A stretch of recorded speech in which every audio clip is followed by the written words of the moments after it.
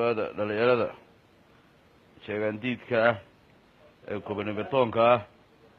ayaan halka ka salaamaya. waxaan leeyahay dhalinyaro guul iyo gobonimo sheegaantii way jabtay Muuse Handaraab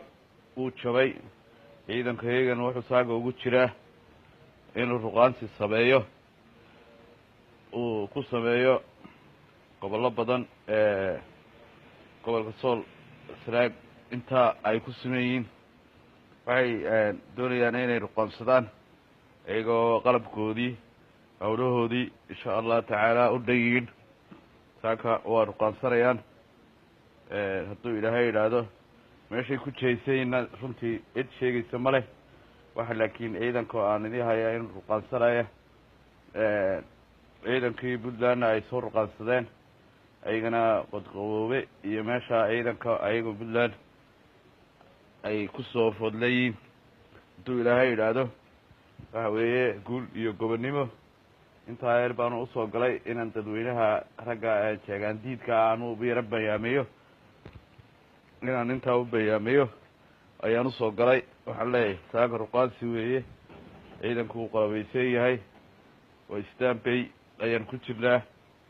insha Allah tacaala waa sidii guul iyo gobonimo loo heli lahaa ay ciidanku diyaar garooween goobo badanna insha Allah ciidanku ku baxaya hadduu alla yidhaahdo waxa weeye in gobonimada iyo guusha lasoo dhiciyo hadduu alla yidhaahdo waxa weeye ciidanku maaha qaar waaban doona waa qaar geesiyaal ah waa qaar cadowga Somaliland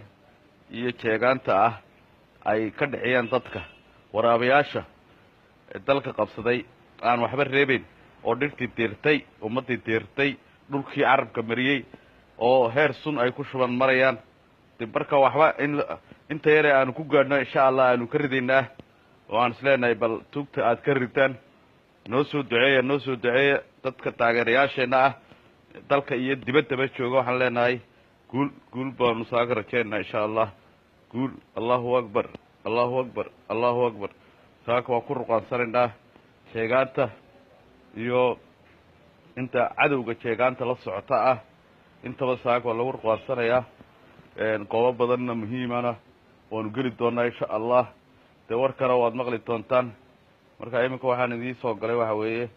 inaan intaa aan idinku bayaamiyo oo aan idiin sheego ayaan idinku soo galay marka insha Allah way salaamayaa. waxaan idin leeyahay subax wanaagsan subax khayr weeye subax nuur subax khayr marka way salaamayaa. waxaan idin leeyahay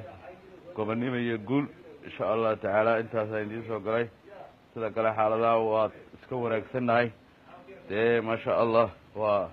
la isku durdurinayaa dee intii guusha lahaydna ilaahay iyo aadmiinu uu garanayaa cadowgana wuu jabayaa. wassalaamu calaykum waraxmatullaahi wabarakaatuh.